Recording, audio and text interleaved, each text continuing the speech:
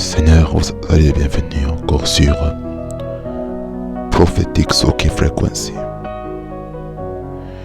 Je vous ai tous au nom de Jésus-Christ, Dieu qui me donne encore la grâce de vous parler en cette soirée. Vous savez que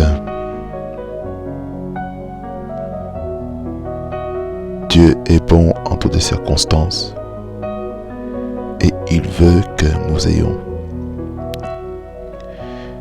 quelque chose de grand dans notre vie.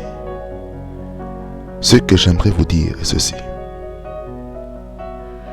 Nous devons comprendre la valeur un petit peu de la valeur que Dieu nous donne.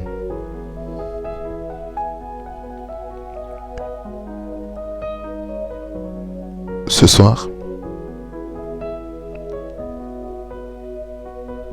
soyons des ambassadeurs qui vont représenter le royaume de Dieu comme il se doit. Et puisqu'elle représente le royaume de Dieu comme il se doit, j'aimerais vous dire que Dieu va faire des grandes choses.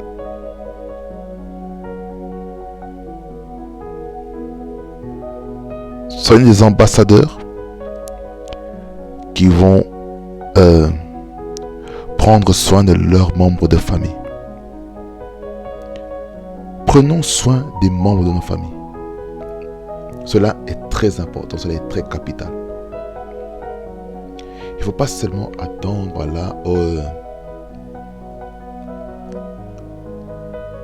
de dire voilà, oh non, il faut haïr la famille. Parce que je vais vous lire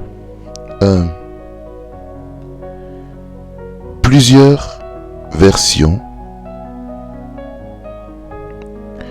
de Luc 14, verset 26. Et j'aimerais parler un petit peu sur un peu brièvement sur le disciple-là et je vais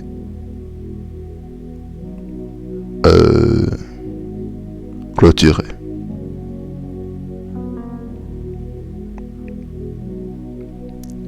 Écoutez, la version Louis II dit en fait. J'aimerais juste parler un peu aux chrétiens qui ne sont pas encore mûrs dans les choses de Dieu. Cette chose dit ceci, écoutez-moi bien. Si quelqu'un vient à moi et s'il ne hait pas son père, sa mère, sa femme, ses enfants, ses frères et ses sœurs, et même sa propre vie, il ne peut être mon disciple. Je vais m'arrêter ici. Je m'arrête ici. Pourquoi? Parce que si vous restez sur Louis II, pour ceux qui ne sont pas mûrs spirituellement, en particulier la jeunesse, vous allez commencer à détester votre membre de famille. Vous allez commencer à détester votre père. Vous allez commencer à détester votre mère. Vous allez commencer à détester votre femme. Vous allez commencer à détester votre mari. Vous allez même commencer à détester même vos enfants, votre frère, votre soeur de sang. Mais dans le contexte de Dieu, ce n'est pas ça. Ce n'est pas ça ce que Dieu dit. C'est pourquoi j'aimerais vous lire en parole de vie, verset 26. Je lis au nom de Jésus. Celui qui vient à moi doit m'aimer plus que son père, sa mère, sa femme, ses enfants, ses frères, ses sœurs, et même plus que sa vie, sinon cette personne ne peut pas être mon disciple. Donc ici on comprend très clairement que pour être un disciple, la relation avec Dieu est très capitale. C'est-à-dire que dans l'ordre de priorité, Dieu doit être important au niveau de la relation. Beaucoup d'entre nous, à cause du fait qu'on dise voilà, il faut mettre Dieu en premier, nous avons négligé la famille. J'aimerais vous dire aussi que il m'est arrivé de souffrir ce genre de choses. Peut-être pas dans cette nation, mais j'ai souffert de ces choses dans une autre nation, dans laquelle il y avait cette doctrine qui pousse vraiment les jeunes gens à se détacher de l'affiliation avec les membres de famille. Et ça, j'aimerais vous dire ceci n'est pas ne cadre pas avec les Écritures. Ça ne cadre pas. En tout cas pour les jeunes qui sont sous le toit de leurs parents. On n'a pas le droit d'imposer sa volonté dans les familles. Non. Alors là, dans ce cas, vous ne prêchez pas l'évangile d'amour. Combien d'entre vous allez-vous accepter qu'une personne puisse dire, pour aller dans notre dimension spirituelle, vous devez quitter votre famille, vous devez quitter votre père, quitter votre frère, quitter votre soeur, vos cousins, vos cousines, vos neveux, vos nièces, quitter vos femmes, vos maris, abandonner sa propre vie pour le royaume. Qui vous a dit ça? Le problème, nous devons comprendre le contexte. Dans quel contexte on le dit? Dans quel contexte on le dit? C'est ça le problème. Le problème, nous prenons les Écritures hors de son contexte. Alors dans ce cas-là, nous devenons des pharisiens. Les pharisiens sont là pour dire voilà, la loi dit que, et on va accomplir la loi. Non. Jésus-Christ, dans Jean, chapitre 1er, à partir du verset 12, je ne me trompe pas. C'est Jean 1er. Je vais retourner en Louis II. Comme ça, je vais vous montrer ce que Jésus-Christ est venu amener sur la terre.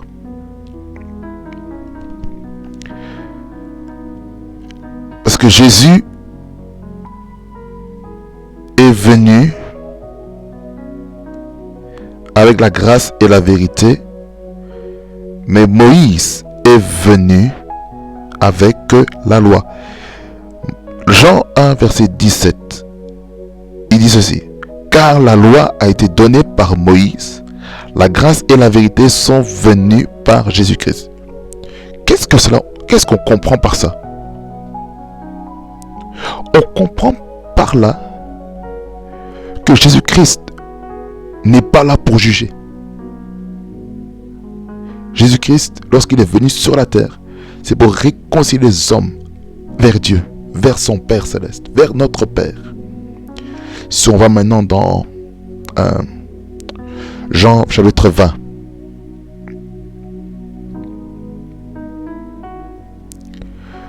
Jean chapitre 20, le verset 17. Il dit ceci: Jésus lui dit, ne me touche pas, car je ne suis pas encore monté vers mon Père. Va trouver mes frères et dis-leur que je monte vers mon Père et votre Père, vers mon Dieu et votre Dieu. Le but de Jésus-Christ, c'est de restaurer la relation avec notre Père. Mais dans le passé, ce qui s'est passé, beaucoup de personnes se sont détournées de la voie de Dieu. Alors, qu'est-ce que nous devons comprendre ici? Nous devons comprendre quelque chose de très fondamental, et que, en tant qu'enfant de Dieu, nous devons avoir une relation profonde avec Dieu. Je vais revenir sur Luc 14, verset 26. J'ai dit ceci, que la relation avec Dieu est primordiale. pour être disciple. Il faut être disciple dans la parole. Il faut être disciple dans l'intimité. Le souci qu'on a aujourd'hui est qu'il y a des personnes qui veulent séparer les familles. Qui dit, oh non, ton père et ta mère, ce sont des sorciers, ce sont des occultistes, ce sont des francs-maçons, ce sont des magiciens, ce sont des astrologues, ce sont ceux-ci, ce sont eux qui sont à la base de tes souffrances. Et c'est ce qui fait que parfois, lorsqu'un enfant qui croit à ces choses va à la maison et commence à haïr la famille, commence à haïr son père et commence à haïr sa mère. Il dit, toi ne me touches pas, ne m'approche pas de toi, toi sorcier. Comment dire en lingala, yondoki. C'est pas ça ce que Dieu veut. Dieu veut que tu sois un instrument de délivrance. Et c'est pourquoi je dis, il faut être un ambassadeur de Dieu qui est là pour restaurer la relation. Je disais à un jeune, ceci dans lequel Dieu lui avait dit de lire le livre de Matthieu et le livre de Jean. Le Saint-Esprit m'a mis à cœur de lui dire ceci, que le livre de Jean va lui servir à propager l'amour de Dieu autour de soi. Mais en prêchant l'amour, il va combiner avec l'évangile du royaume du livre de Matthieu. Parce que le livre de Matthieu révèle Jésus-Christ en tant que roi. Mais le livre de Jean, il révèle en tant que fils de Dieu. Le livre de Marc révèle Jésus comme le Messie. Mais le livre de Luc le représente comme le fils de l'homme. C'est ça les quatre évangiles. Les quatre évangiles, Matthieu, Marc, Luc, Jean, ils démontrent une facette de qui est Jésus-Christ, selon leur compréhension personnelle. C'est ce que nous devons comprendre. Et quand je dis, selon Luc 14, verset 26, version parole de vie maintenant, qui dit, celui qui vient à moi doit m'aimer plus que son père, sa mère, sa femme, ses enfants, ses frères, ses soeurs, et même plus que sa vie, sinon cette personne ne peut pas être mon disciple. Ça veut dire ceci, hein? Dieu veut qu'on aime notre famille. Mais il ne veut pas que l'amour qu'on a pour notre famille soit en première place. C'est juste ça en fait. Aime ta famille. Aie une relation avec Dieu dans une profondeur. Vous comprenez? Il ne faut pas juste dire, oh non, parce que telle personne a dit ça, que maintenant, je dois aborder la famille. Il est vrai, il y a un moment où il faudra sacrifier un tout petit peu. Mais ça ne veut pas dire, voilà, qu'il faut négliger la famille.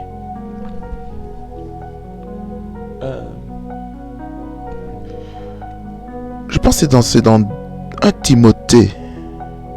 1 Timothée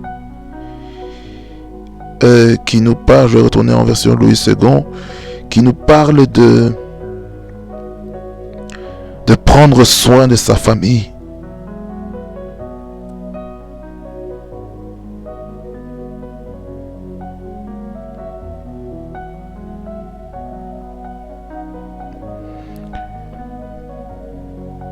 Déjà, si on va dans 1 Timothée 3, les critères de diacre. Et 1 Timothée 3, versets 4 à 5. Ça, c'est les critères pour être un évêque et un diacre dans l'église. Il dit ceci: il faut qu'il dirige bien sa propre maison et qu'il tienne ses enfants dans la soumission et dans une parfaite honnêteté. Car si quelqu'un ne sait diriger sa propre maison, comment prendra-t-il soin de l'église de Dieu? Ça, c'est un.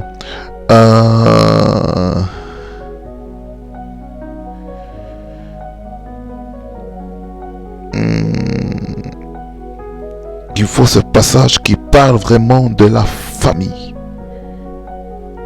La famille, c'est dans 1 Timothée, je le sais. Voilà. 1 Timothée, chapitre 5, verset 8, il dit ceci. Si quelqu'un n'a pas soin des siens, et principalement ceux de sa famille, il a ruiné la foi et il est pire qu'un infidèle. Certains messages, tous les disciples-là, qui manquent d'équilibre, va nous pousser à haïr nos membres de famille. Et lorsqu'on déteste sa famille, on va commencer à maltraiter les membres de famille. Et là, l'apôtre Paul dit à son fils spirituel Timothée, il dit, si quelqu'un n'a pas soin de sien, principalement de ceux de sa famille, il a renié la foi. Ça veut dire par là quoi? Le fait de ne pas prendre soin de sa famille, j'aime vous dire, hein, c'est vraiment, hein, je ne sais pas comment je vais vous le dire, hein. Quelqu'un qui ne prend pas soin de sa famille, il n'est plus chrétien. Il n'est plus chrétien. Prendre soin, ça veut dire c'est aimer, c'est aider financièrement, matériellement, émotionnellement, sentimentalement, psychiquement, relationnellement. Il doit être cette personne qui va dire un peu à ses parents, à ses frères et sœurs, est-ce que tu as besoin d'aide? En quoi puis-je être utile? Ça veut dire quoi? Un disciple doit servir.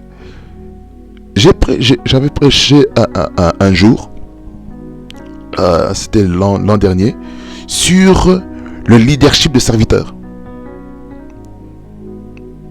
Je disais ceci, je prenais l'exemple de Jésus. Je vais aller voir dans les Écritures encore. Je pense que c'est toujours dans Luc 14.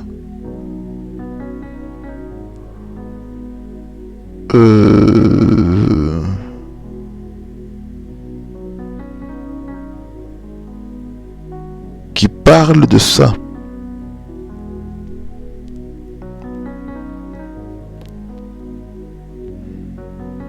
Qui nous parle en fait de ces personnes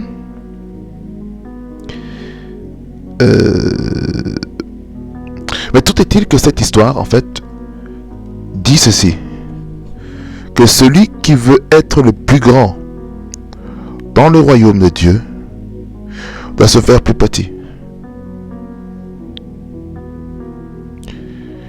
C'est ça le truc.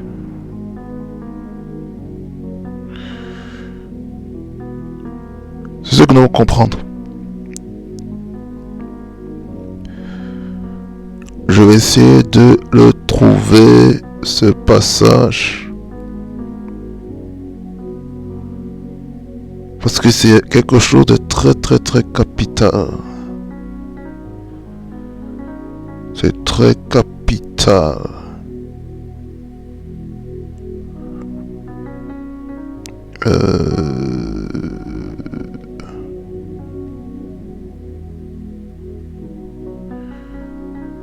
Il y a quelque chose à vous comprendre.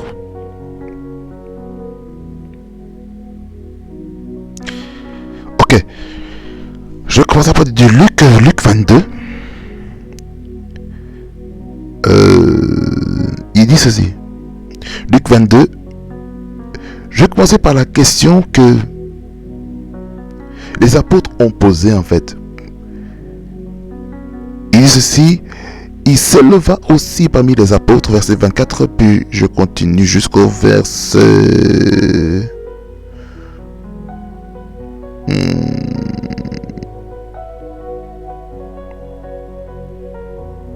30. Je ne me trompe pas, je lis la parole. Il se leva aussi parmi les apôtres une contestation, lequel d'entre eux devait être estimé le plus grand. Jésus leur dit, les rois des nations les maîtrisent et ceux qui les dominent sont appelés bienfaiteurs. Qu'il ne soit pas de même pour vous. mais que le plus grand parmi vous soit comme le plus petit, et celui qui gouverne comme celui qui sert. Car quel est le plus grand, celui qui est à table ou celui qui sert? N'est-ce pas celui qui est à table? Et moi cependant, je suis au milieu de vous comme celui qui sert. Vous êtes ceux qui avez persévéré avec moi dans mes épreuves.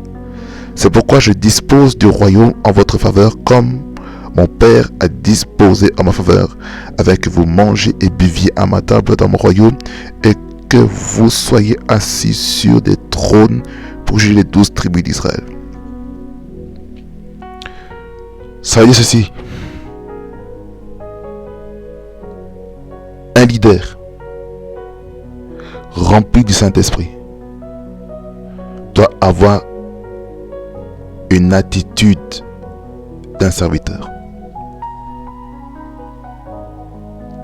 Il ne doit pas être celui qui est le manager ou le boss. Le boss dit, il va parler en jeu, mais le leader va parler en nous. Le leader va essayer de concilier les hommes pour accomplir une tâche ensemble, en collaboration. Mais le manager donne les instructions comme on appelle les leaders transactionnels. Des leaders qui sont là pour avoir des transactions. Tout ce qu'ils font, ce sont des transactions. Des transactions. Des transactions. Mais ça ne veut pas qu'on ait un leadership de transaction. Dieu veut qu'on ait un leadership de transformation. Un leadership d'inspiration. C'est ce que Dieu veut. Il ne veut pas que nous soyons des leaders qui vont détruire un petit peu, qui va détruire les choses, qui va détruire des relations. Non, c'est pas ça ce que Dieu veut. Ce que Dieu veut, il veut que ce soit des serviteurs. Je ne sais pas pourquoi je m'attaque à ça, mais j'aimerais vous dire ceci. Soyez des serviteurs. Ne soyez pas des boss. Soyez des serviteurs et non des boss. Parce que Dieu ne veut pas que quelqu'un puisse se dire, voilà, je suis le plus grand. Je vais vous montrer ce qui se passe lorsqu'un leader gonfle les épaules. Dans Actes des Apôtres chapitre 10. Actes des Apôtres chapitre 10. Je ne me trompe pas.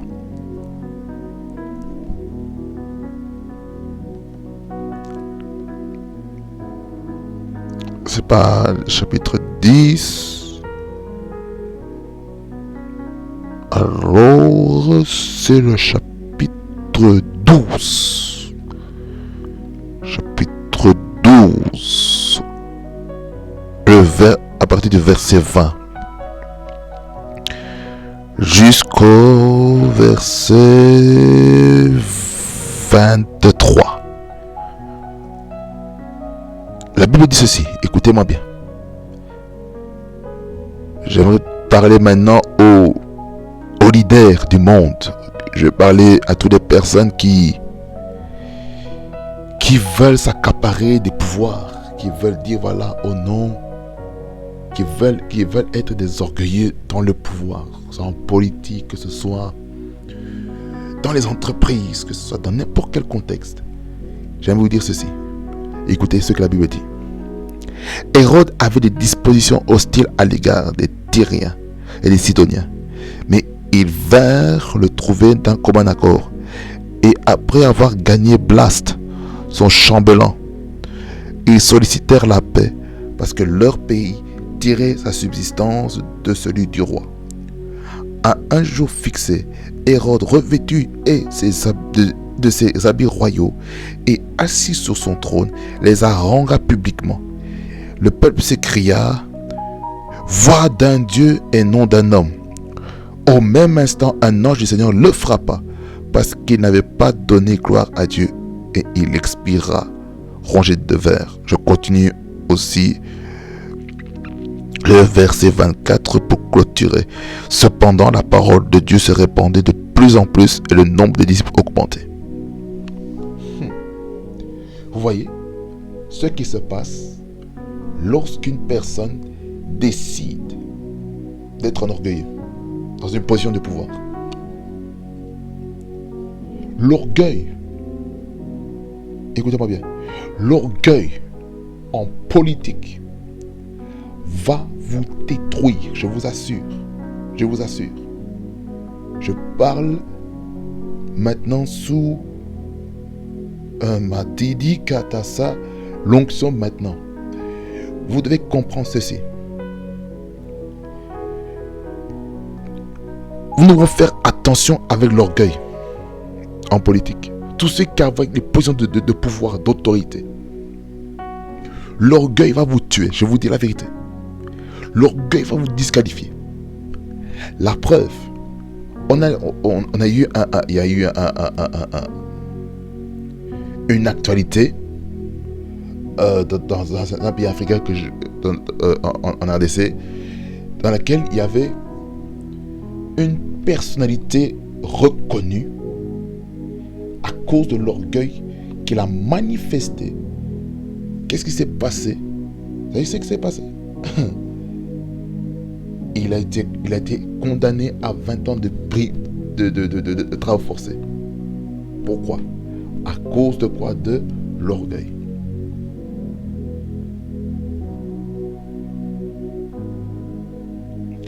Et quand quelqu'un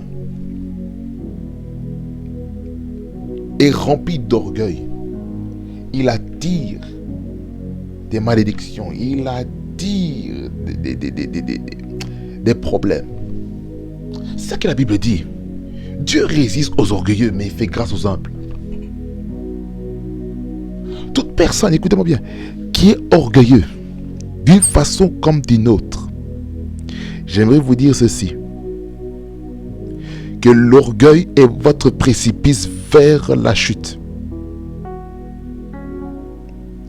La chute ne peut venir que lorsque votre cœur est rempli d'orgueil. Beaucoup d'entre vous, vous êtes remplis d'orgueil. L'orgueil. Je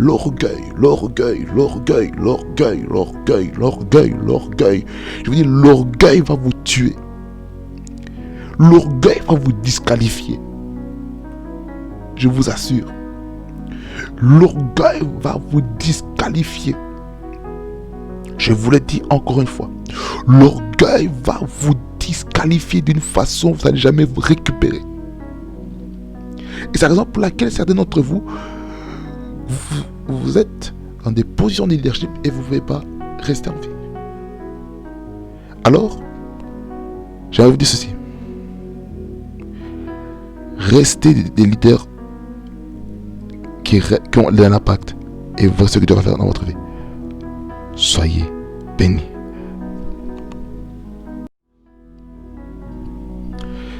Je continue à peu où j'en étais arrivé.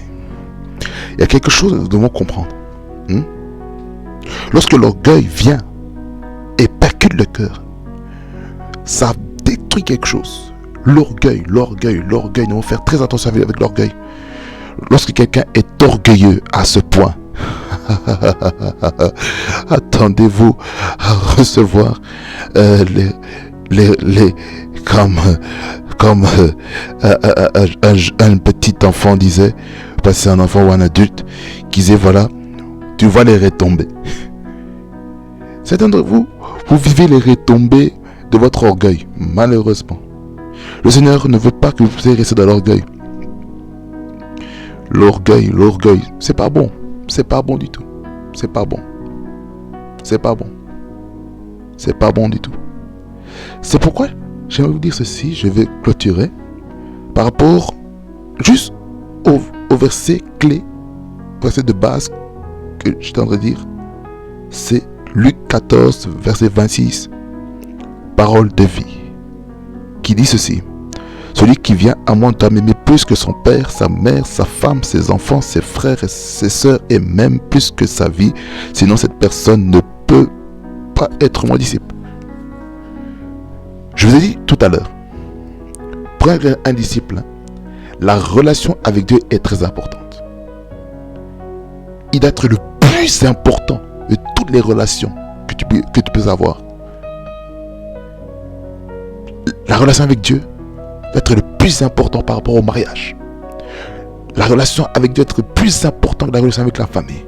La relation avec Dieu doit être plus importante que la relation avec tes frères et tes sœurs. La relation avec Dieu doit être plus importante que tes amis. Que la relation avec Dieu doit être plus importante que toutes les personnes qui vivent dans ce monde. C'est sûr que nous devons comprendre.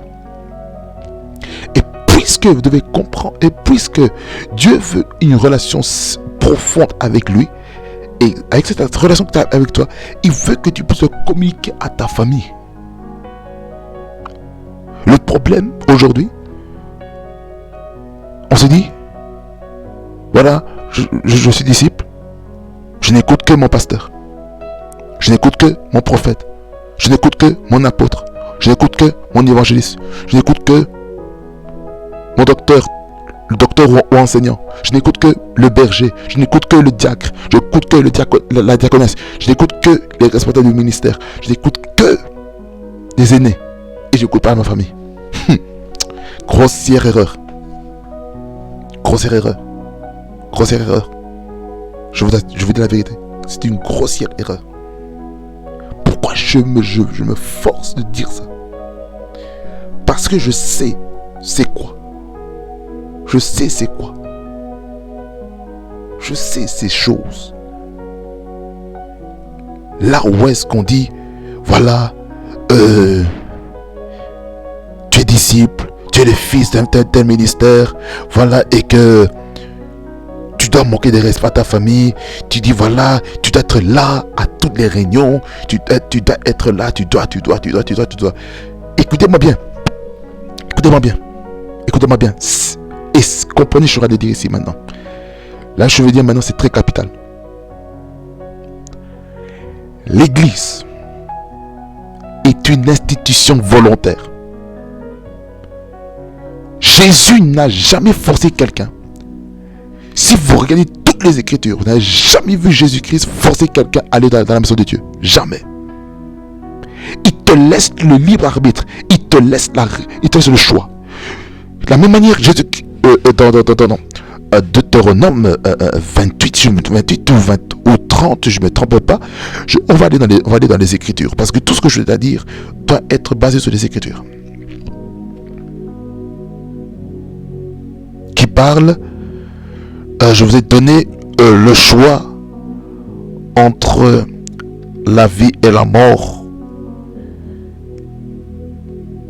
Et il dit, choisis la vie afin que tu vives.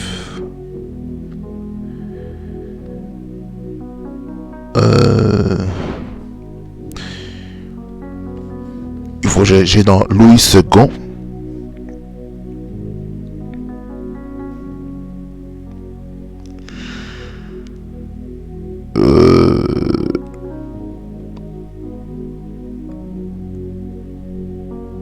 Choisis la vie. Lorsque on utilise la Bible électronique, il y a moyen de trouver les Écritures. Voilà. Deutéronome 30, verset 19. J'en prends aujourd'hui à témoin contre vous le ciel et la terre. J'ai mis devant toi la vie et la mort, la bénédiction et la malédiction. Choisis la vie afin que tu vives toi et ta postérité. Qu'est-ce que ça veut dire? Dieu nous donne la liberté dans nos choix, dans nos décisions. Pourquoi devons-nous obliger les gens? C'est-à-dire, oh non, vous devez être là. À moins que cela soit ce que Dieu met à votre cœur de dire au peuple. Ça, c'est autre chose. Mais il y a certaines personnes, parfois c'est pas Dieu qui parle. Parfois c'est l'ego humain. Il ne faut pas qu'il y ait des personnes qui puissent manifester des égos humains afin que maintenant qu'on puisse dire oh non, parce que je vais être vu. C'est pas ça, non, non, non, non, non, non, non, non, non, bien aimé, non, non. Soyons équilibrés, je suis désolé. Soyons équilibrés dans les messages. Il ne faut pas dire, voilà, oh non, parce que on a dit ceci, que maintenant il faut être comme ceci, comme cela. Non. Soyons équilibrés. Dieu nous donne le choix. Il te donne le choix d'accepter Jésus-Christ ou de ne pas l'accepter. Le Seigneur te donne le choix de le servir ou de ne pas le servir. Dieu te donne le choix de donner dans sa maison ou ne pas donner dans sa maison. Mais il y a des dons qui sont obligatoires. Si vous lisez tout le livre de la Genèse jusqu'au livre des Deutéronomes, il y a une série des lois qui a été érigée, qui a été mise dans la Bible, qui cadre par rapport à l'époque mosaïque. C'est ce que nous comprenons. Est-ce que vous comprenez ce que je suis en train de vous dire? Nous devons comprendre ces choses. Nous devons comprendre.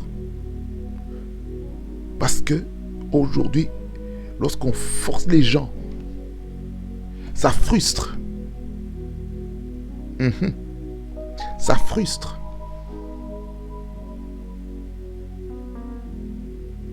Ne frustrons pas les gens, s'il vous plaît. Ne frustrons pas les gens. Beaucoup de personnes sont frustrées.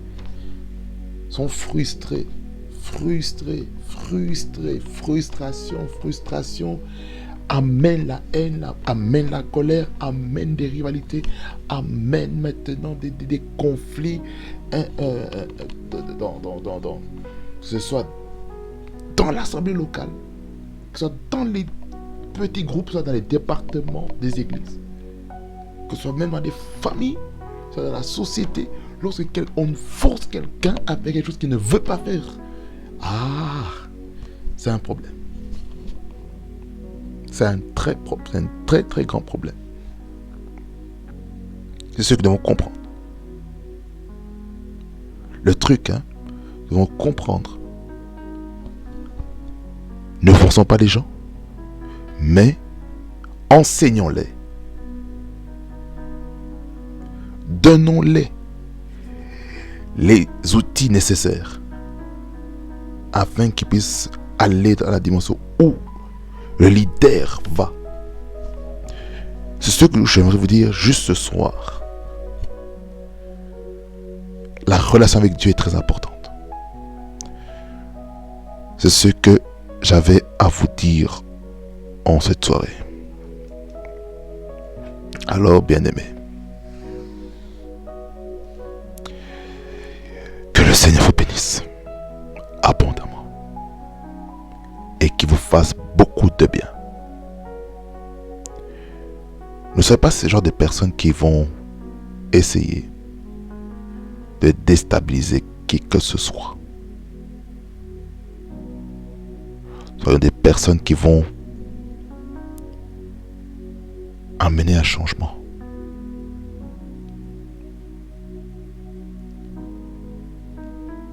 Est-ce que quelqu'un comprend ce que je suis en train de dire ici? Nous devons comprendre ces choses. Et lorsqu'on ne comprend pas ça, c'est très grave.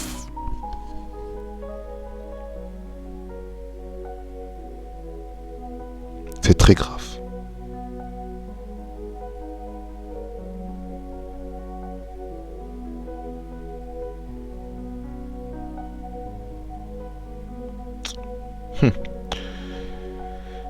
Sente Makasu.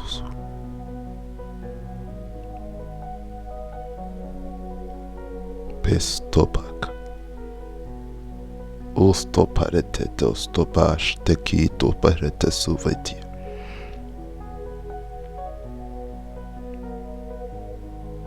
Kentorima sentema canto bostas te peres te pacos tu petis.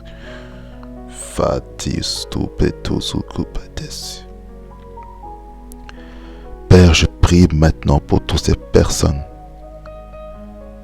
qui vont suivre cette vidéo ou qui suivent cette vidéo, que ce soit sur les vidéos en première, que ce soit en différé. Je prie maintenant au nom de Jésus-Christ de Nazareth que tu aides chaque enfant de Dieu à mettre la relation avec toi en premier lieu. Et après avoir entretenu ta relation avec toi, Père, qu'il puisse prendre soin de sa famille. Seigneur, tu veux que nos familles soient entretenues. Seigneur, combien de familles aujourd'hui se sont déchirées à cause du disciple-là, à cause du fait que les jeunes gens, à cause de leur niveau de maturité spirituelle, ont commencé à détester les membres de famille à cause des gourous, à cause des faux serviteurs de Dieu. Seigneur, aie compassion. Aie compassion. Seigneur, tu veux que les enfants puissent obéir à leurs parents, comme il est écrit dans Ephésiens 6, verset 1er jusqu'au verset 3. Donc tu fais comprendre à chaque enfant de la valeur de l'obéissance. Tu dis, Seigneur, dans Ephésiens 6, verset 1er, tu dis, enfants, obéissez à vos parents comme au Seigneur, car cela est juste et bon. Au verset 2, tu dis, honore ton père et ta mère, car de là est attachée une promesse afin que tu vives longtemps sur la terre. Et tu le dis et tu dis même jusqu'au verset 3. Mais le verset 3, tu parles, Seigneur, aux parents, dire aux parents qui ne puissent pas user de leur pouvoir, mais qui puissent enseigner ce que tu as enseigné. Enseigner les bonnes valeurs. Et pas essayer d'exaspérer les enfants, comme il est écrit dans le livre de Colossiens. Et de ne pas pousser de l'enfant à la révolte. Je prie, Seigneur, pour une restauration dans les familles. Au nom de Jésus-Christ de Nazareth. Et je prie aussi pour un équilibre au niveau de la doctrine à la jeunesse. Que les jeunes ne puissent pas méditer la parole hors contexte, mais qu'ils puissent méditer la parole, lire la parole, en comprenant le contexte dans lequel cette parole a été prêchée par Jésus-Christ, par les apôtres, par les hommes qui ont été inspirés par le Saint-Esprit. Car tu dis dans ta parole que toute écriture est inspirée du Saint-Esprit et que les hommes ont été inspirés pour écrire les livres. Je prie, Père éternel, Jésus-Christ de Nazareth, que chaque jeune puisse comprendre les Écritures selon les dogmes, selon les différents outils d'études bibliques, que ce soit par les dictionnaires bibliques, que ce soit par les Strong, pour comprendre les termes en hébreu, en araméen et en grec, afin de comprendre la profondeur du mot qui se cache. Au nom de Jésus, aide-nous, Seigneur, aide la jeunesse à être équilibrée dans la doctrine, Seigneur, aide-nous aussi à la jeunesse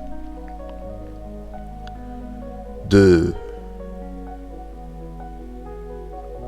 savoir trier les messages, les prédications qu'on écoute sur Internet. Car aujourd'hui, il y a beaucoup de prédications, Seigneur, qui est en train de pleuvoir sur Facebook, sur YouTube, sur Instagram, sur Periscope, sur YouCos, sur toutes les plateformes médias qui poussent vraiment les jeunes gens à être enracinés dans leur maison, dans la famille spirituelle que tu as placée. C'est dans Psaume 69, tu dis que tu places le solitaire en famille. Seigneur, je prie que chaque personne comprenne et saisisse l'importance et la raison pour laquelle il a été placé là où est-ce qu'il a été placé. C'est nous refusons ce soir d'être des personnes qui vont être démoralisées, qui vont être détruits à cause des fausses doctrines. Car si tu dis la parole dans les derniers jours, il y aura beaucoup de faux enseignants, des faux docteurs de la parole. Il y aura des sorciers, des occultistes, des magiciens qui s'habilleront comme des pasteurs, comme des évangélistes, comme des apôtres, comme des évangélistes, comme des docteurs de la parole, comme même des chantres aussi, dans le but de polluer, de désacraliser le temple, afin que la gloire de Dieu soit bannie, afin que ces personnes puissent commettre un ikabod dans le temple. Mais nous voulons la kabod, nous voulons la shekinah, nous voulons la gloire de Dieu dans le temple.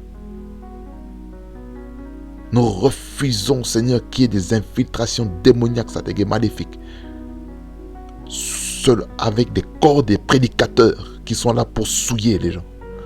Au nom de Jésus, aide-nous, Seigneur.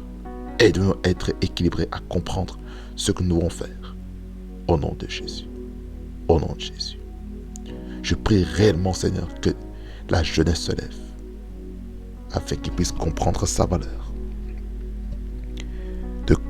De l'équilibre. L'équilibre. Je sens dans mon cœur que je dois insister pour la jeunesse. Je prie que la jeunesse soit équilibrée dans la doctrine. Qu'ils aient le spirituel et qu'ils aient aussi l'intelligence. Je refuse, Seigneur, de voir une jeunesse qui puisse écouter des messages et être détruit par après. Je prie, Seigneur, que tandis qu'il écoute les messages, qu'il puisse vérifier dans la parole, comme les chrétiens d'Hébreux dans le livre des Actes des Apôtres, dans lequel ils ont vérifié les Écritures, ils ont cherché les Écritures pour savoir si les enseignements que les apôtres leur donnaient étaient corrects ou pas. Seigneur, donne à chaque jeune l'esprit de Bérée, l'esprit des chrétiens de Bérée qui vérifient les Écritures. Au nom de Jésus, aide la jeunesse, Seigneur. Aide la jeunesse, Seigneur, à comprendre les Écritures comme il se doit. Au nom de Jésus, que la jeunesse dans le monde entier, la jeunesse francophone, puisse être équilibrée. Au nom de Jésus, au nom de Jésus, que la jeunesse francophone soit équilibrée dans la doctrine. Au nom de Jésus, afin de comprendre, Seigneur, ce que tu veux que nous puissions faire en tant que chrétiens. Au nom de Jésus, je proclame maintenant la libération maintenant de chacun et chacune. Au nom de Jésus. Au nom de Jésus. Seigneur, tous ceux qui pourraient amener la distraction, tous ceux qui pourraient amener une déviation de la trajectoire de chaque jeune, dans l'étude de la parole, dans le contexte, dans le prétexte et dans le post-texte. Je prie prie, Seigneur, que ces choses soient bannies au nom de Jésus. Je refuse qu'il y ait des hérésies. Je refuse, Seigneur, que mes frères et mes sœurs de la jeunesse puissent rétrograder dans la foi. Au nom de Jésus, aide-nous, Seigneur, à ne pas rétrograder dans la foi. Aide-nous, Seigneur, à ne pas être froid dans la parole. Aide-nous à être chaud bouillant pour les Écritures. Au nom de Jésus. Merci, Seigneur, pour que la gloire, l'honneur et la puissance te reviennent. Au nom de Jésus. Amen. Pour vous, qui n'avez pas encore accepté Jésus-Christ en tant que Seigneur et Sauveur, faites ces prières avec moi. Seigneur Jésus, je te remercie pour ta parole, car elle est la vérité. Aujourd'hui, je me rends compte que j'étais entouré des fausses doctrines. Seigneur Jésus, je t'accepte comme mon Seigneur et comme mon Sauveur. Je déclare que toutes les choses anciennes sont passées et toutes les choses sont devenues nouvelles. Je suis une nouvelle créature. Je déclare que je suis né de nouveau. Je déclare que j'appartiens à la famille de Dieu. Je déclare que je suis maintenant un ambassadeur envoyé pour impacter ma génération. Je suis sauvé, moi et ainsi que ma génération. Au nom de Jésus. J'ai prié pour vous. Père céleste, Dieu de grâce, je te remercie pour ces personnes qui ont accepté Jésus-Christ en tant que Seigneur et Sauveur. Je prie, Père éternel, Seigneur Jésus-Christ, que la Bible dit, à ceux qui l'ont reçu, Dieu leur a donné le pouvoir de devenir enfants de Dieu. Je prie, Seigneur, que le pouvoir de la vie chrétienne puisse être impacté dans la vie de mon frère, de ma soeur, qui me suivra dans la vidéo première, qui me suivra sur Instagram, qui me suivra sur YouTube, sur Facebook, sur Telegram, même sur le site internet de Prophetic Soaking Frequency. Je déclare, Seigneur Jésus, que la main de Dieu les touche afin qu'il y ait un impact puissant dans leur vie. Au nom de Jésus. Que la gloire, l'honneur et la puissance te reviennent. Au nom de Jésus. Amen. Amen, amen. Ici, c'était votre frère. Juste votre simple frère. Trésor Zasiki Band, qui vous a reçu sur, vous voyez, sur PSF TV ou Prophetic Soaking Frequency. Alors, soyez bénis abondamment et que le Seigneur vous bénisse abondamment. Passez une bonne journée, bon après-midi ou une bonne soirée. Peu importe le moment où vous allez regarder cette vidéo. Soyez bénis. Prophetic Soaking Frequency, la fréquence qui vous amène devant le trône de Dieu. Soyez bénis. Be blessed.